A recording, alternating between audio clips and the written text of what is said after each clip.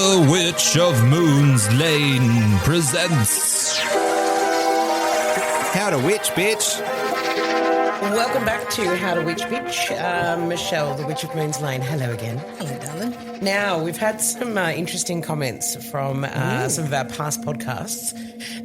Trish has sent a message saying, Michelle, I laughed so much when you talked about almost exposing an affair at a funeral in one of your podcasts when the man dared you to read him.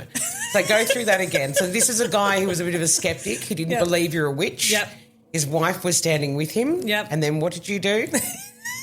Well, she walked away, and basically what I was talking about with him, and I was just sort of... He didn't believe you. No, he didn't believe me, but I was reiterating that when was he going to tell his wife that he was leaving her because he was having an affair, and he was having an affair. Wow. There you go. And so he shut that down real quick. Yeah, shut that one down. So Trish also says it must be so tempting to eavesdrop on people's secrets. How do you know where to draw the line?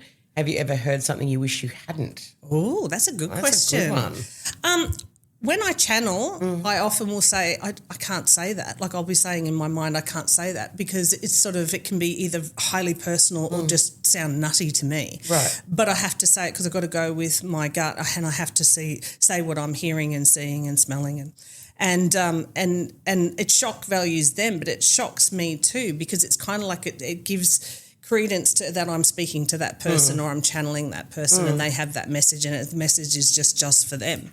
So for me, it is interesting, but I'm not someone, and I think I touched on this before. You know how some people say, I just can't go out because there's just so many voices, and I can just pick up so many energies, and I can't go out. I'm the opposite. I just go out, but I just don't tune in. So it's like you get this, a radio station, you know. It's on in the background. You can put it on or you can turn it off and I just, can tune in and then I just tune out because technically a lot of the stuff is I don't want to know. I don't really want to know what people are thinking or saying or their secrets. But on that note, I'll just be sitting there and someone that I don't know will just come up and just start a conversation and tell me their life story.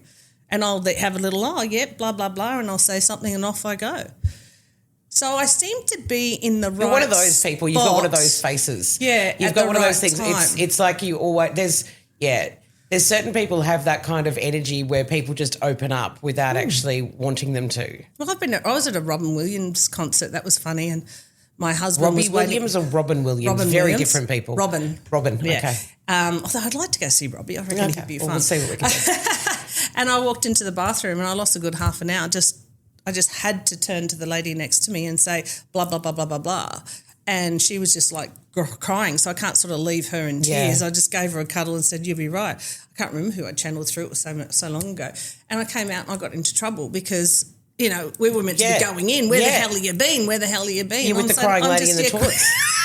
So I've got a very understanding husband now. I must say, when we first started dating or seeing one another 26 years ago, he was not impressed. Standing in the toilet and some random woman comes up to you and starts telling you something from some long lost relative or something. Yeah, I know. That there has to be a moment of fear where you go. That's happened a lot. Really? And I try to go out and not interfere, and I don't. I shut down, but there'll always be that one time when I've been having a bit to drink and my defences are down and it's just like I just hear something loud and clear and I have to go, I'm terribly sorry. You're going to think I'm an absolute nutter. And maybe I am. Do you know? Oh, wow.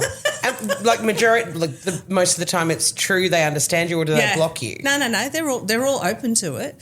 They're all open to it. I've had one guy that was just like at that. He was sitting on a bar stool, and this was at a bar. He was like, and he didn't know what to say, and he was a bit abrupt. But he came back later, a couple of hours later, after it had sunk in, and said thank you. So you just got to do what you got to do. Yeah. How many times do you get a gut feeling and go, I can't say that?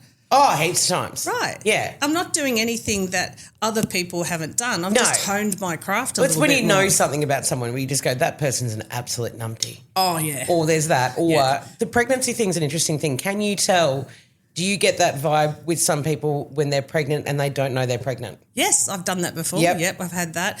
I've even had where someone's come to me and they've said, I've got twin boys. And I said, no, you haven't. You've got a twin boy and a girl. No, I haven't, da-da-da-da. And then lo and behold, one of each sex pops out. There you go. And in fact, I've done that a few times. Really? Yeah.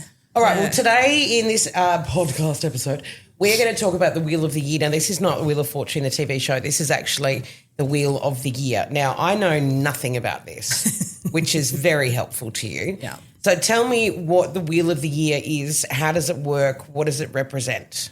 Well, we have 8 seasonal holidays. They're called Sabbaths. And if we go... It's like a witch's calendar. Well, no, this is going back just to paganism. And, you know, pagans are just any religion or group that doesn't believe in Christianity or the church.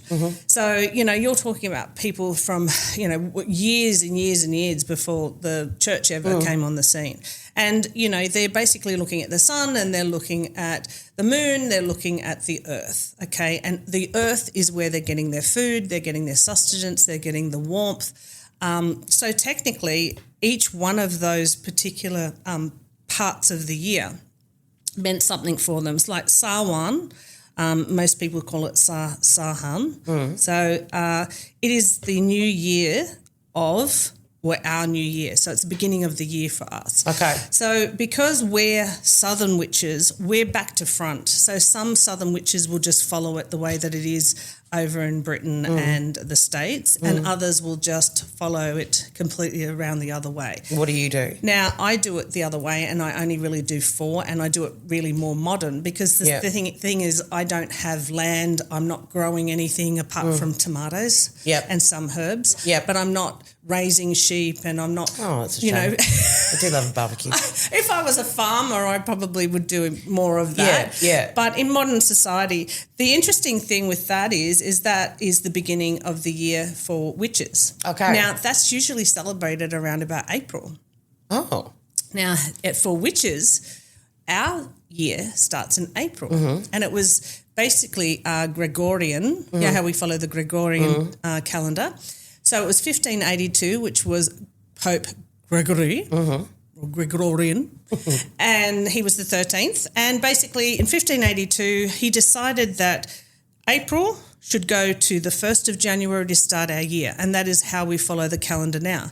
So that basically, if you were a witch and you were still following the pagan, then you would be known as a fool April 1st. Got ya. Okay. So you had till midday to get your shit together. And then after that? Yeah, so that's basically where that sort of came from. And that was really sort of the nature. We were looking at nature. We were looking at the beginning. Then we'd go into Yule, so that marks the longest night of the year. It's kind of like when the sun returns, we're very much about celebrating that. Imbolc is more of a Sabbath that says that we're beginning spring, but Imbolc actually means belly, and belly is talking about when the sheep had full bellies with the lamb. Yep. Yeah, so that was more about celebrating not only the earth, but the animals that are fed through the earth, and then also we're fed that we eat from as well. Okay. So a lot of people say, well, what do you do with that sort of festival? Well, we don't do a lot of the stuff that they used to do back in the day, because they'd have big festivals and parties, and, you know, there would be, they'd dress up as sheep and they'd dress up in all these sort of pagan sort of things. Lit. Well, you don't see me doing that. No. So how I celebrate the types of produce that we can have is I make a stew. Oh, so wow. if you actually go back and have a look at any of my TikTok or any my Instagram or Facebook, you'll actually see photos of pies. Lots of pies and casseroles. Okay. Yeah, so that's you're how I do it. celebrating the birth of the sheep by eating them. Right. Wonderful. Sounds good. I'd prefer to do that too. But that's what they're doing. They're eating the grains. They're eating stuff from the land. They then are growing the babies. We're eating the babies. Not all of them, but that's kind of what we are. Oh, God, the vegetarians are going to come for me. No. The vegans. They'll be right. They've got their own wheel. Yeah, I'm they sure have their own wheel. They must have. So then after that, we have Ostara, and that is talking about spring and what we want to do, and we'll celebrate with our spring. Then we move on over to Valentine.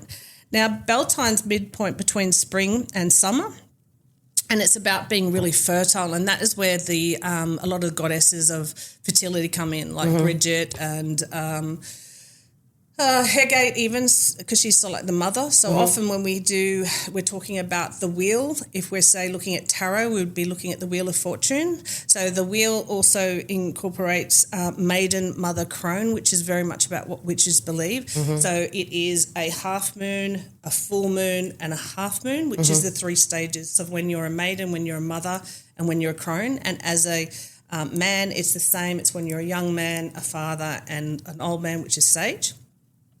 And so it just talks about the types of, what your life is like, the wisdom that you get going through maturity with childbirth and then coming into the wisdom that you have as an older woman, which is, see the old crones around the pots, And then we have Lamos, which is really about the harvest seasoning and the abundance and the fact that we're beginning our harvest. So Melbourne is the second harvest, and it's talking about autumn. But each of the Sabbaths really are to identify. They're all very similar, where we have to say thank you for the beginning of life and then going through the death ritual. So everything is a cycle of life, and we must give thanks and homage to the gods of the time, and a lot of people just worship the sun at the time. You got sun gods, and that's all around Greece, Apollo, and you've got Helios is Greece, Apollo is Italian. We've got all different types of sun gods around the world, and also we worship the moon. So it's interesting how. Going right back to the calendar of when we were sort of around, that we worship the land because Mother Earth is what we knew. Well, that's what was feeding. So you can imagine the celebration of when the crops have gone through the winter period and then they come back during spring. You can see how that would be the creation of life and therefore the feeding of the people and then going from there. We know the maypoles, when they would go around the maypoles, that's all part of pagan stuff. That's where that comes from. What does that represent? Well, that represents, normally they have that in Mayborn, it's mainly just to celebrate, and it's just like the continuity of going in and out of the different sort of stages of your life, and it's in a circle and there's girls going in. So it's just interweaving life. Awesome.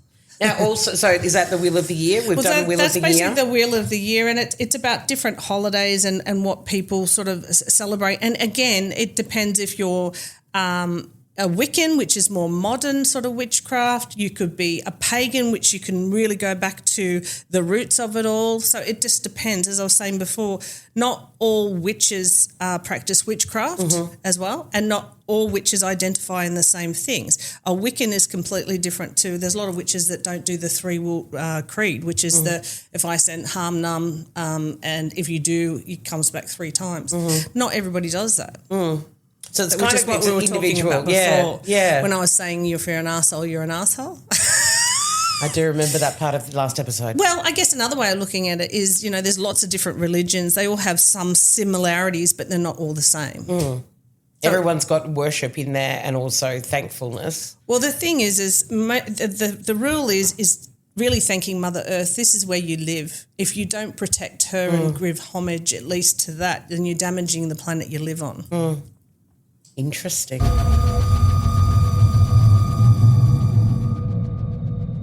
Also, Valentine's Day, of course, coming up. Oh, yes. You have love candles and love potions. I do. So you can what's a love bring that in. candle? So love candle, I've already done all the work for you. It's got lots of lovely essences in it, and you have the spell on the back, which you say. And the potion's exactly the same. But if you're looking for something just to do for home, just get a red candle, get a rose quartz, pop them in, write your name on one side, write their name on the other, and light it. And then you can just sort of say, come to me, love, come to me, love, come in all forms, see me, bring me protection, so mote it be. So you can just say something really simple and light. That'll be bringing it for you. If you're wanting to sort of get it spiked up in the bedroom, or you're wanting to reconnect, you can get some of their hair, you get some of your hair, and you combined it. Oh. Yeah, you put a coin underneath, you put a little bit of salt, a little bit of rose petals, and you put it into a red cloth. You can even put a bit of chili in there for a bit of spice, and you stick it under your bed. Wow. I know what Maura's doing. Note. Tucking hairbrushes. What if someone is without love? Like not to be asking for love, but maybe they've been hurt in the past and they want to heal themselves. Valentine's Day is difficult for a number of people. Yeah. With lost love, past love, anything like that. Is there a way, like a self-love kind of thing as well? I actually think the best thing that you can do is a lot of us are turning to spirituality because of past trauma. Absolutely. And it is up to us in this generation to stop the cycle so that our children don't have to deal with what we've had to deal with, because generation trauma is real. A lot of us, you wouldn't know that someone was suffering because mental health was certainly not something we talked about, you know. So it wasn't something you pull out the cake and had a cup of tea and said, you know what, I think I'm Jats crackers today, or I'm not feeling it. So definitely with someone, it's about getting the time to love yourself. So that means if your subconscious is not being fed, it then feels that it's at a loss. So therefore it's in what we call fight or flight mode, which then gives you anxiety. And when you're anxious, it's probably because you haven't healed your subconscious. So a great thing to do is just go down to the beach, sit on the beach, shut your eyes, and as you're bringing in the sun energy through the top, you can feel it all going through all the different chakras and down. You just say, breathe in, breathe out, breathe in, breathe out, and just say, universe, I'm letting go of the things that I cannot change. I'm letting go of the things that I cannot control.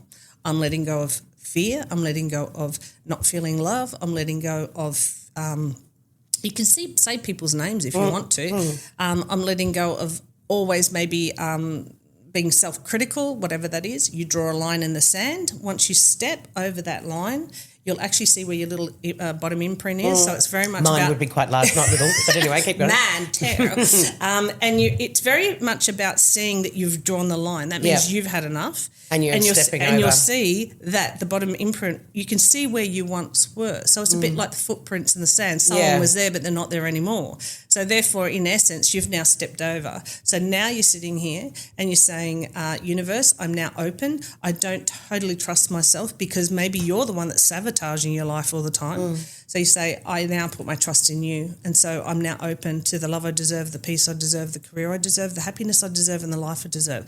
It would be best to walk onto the beach one way and actually draw the line, do the chart and walk the other way. So you're leaving. A lot of people do in meditation, but I find meditation really hard. Meditation, you go down a cliff and you jump over the cliff and then you go up a tree. I mean, I'm lost. I'm thinking, did I put the washing out? Where's the car? What am I cooking for dinner? What's that noise? Ow, my back just went. All that kind of stuff. Yeah, so you can't sort of do that. So this is a great way to just sort of then give it to the universe and say, okay, now all I have to do is be open. Wonderful. All right, so there's a bit of love spells, love candles, the Wheel of the Year, also exposing affairs at funerals. Just fabulous episode with How to Witch Pitch. Next episode, we are going to talk a little bit about, you did touch on the crystals as well just before with the rose quartz and all that kind of stuff. We're going to touch on crystals and also astrology and some moon phases as well in the next episode. We look forward to you joining us again for the next episode. Thanks, Michelle. Thank you. Woodwork Podcasts.